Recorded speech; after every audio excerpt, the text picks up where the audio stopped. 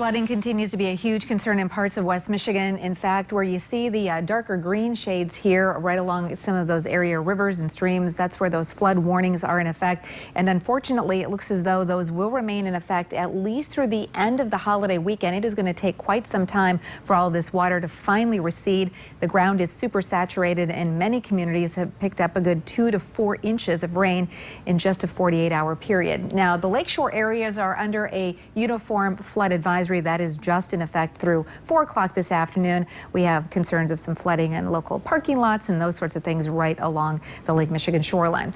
Now, good news as you take a look at Storm Track Live radar, we've got some isolated rain showers still left over, but certainly nearly as heavy and not nearly as widespread as we have seen here as of late. Saginaw to the Flint area, Lansing, and points off to the east and southeast. The storm center itself, by the way, is located down in Indiana. The counterclockwise circulation still bringing, again, just a few of those outer rain bands into the region, but for the most part, those are going to be falling apart.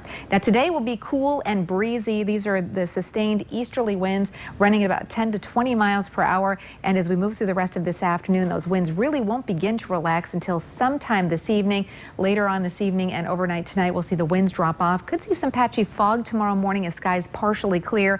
The winds should stay up just enough to keep a widespread fog event from developing, but certainly there could be just a few visibility issues tomorrow morning. And then you'll see the winds begin to ramp up again as we head through the day tomorrow. Tomorrow will be another breezy day with temperatures a few degrees warmer than today. We're in the upper 50s to low 60s right now. We'll actually see those readings climb into the low to mid 60s this afternoon.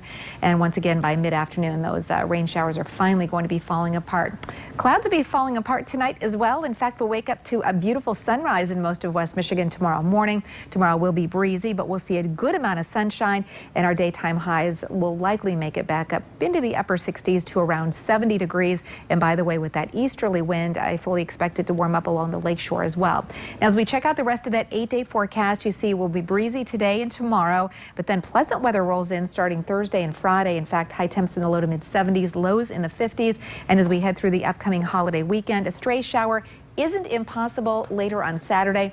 I really expect most of Saturday to be dry. A few scattered showers with that warmer air building in for Sunday and Monday. It won't be like the concentrated rain that we have just seen move through. These will be spotty showers and maybe some thunder showers developing as we're in a warm southwesterly flow, boosting those highs, by the way, into the upper 70s to around 80 degrees as we head into the holiday weekend. And you'll see that we'll see a few occasional rain showers later in the weekend, but for the most part, we'll see several dry hours each day this holiday weekend as well. Back to partly cloudy skies on Tuesday. And Tom, coming up in our next half hour, we're going to take a look ahead to the 8 to 14-day temperature outlook, which, by the way, takes us to the beginning of June. And we will be looking at making up for all of the lost time we had with such a chilly April and early part of May. Okay. I think you're going to like what I'm going to be showing you. Good tease, because I am very interested to see what that shows. Thanks, You and everybody else. You're right.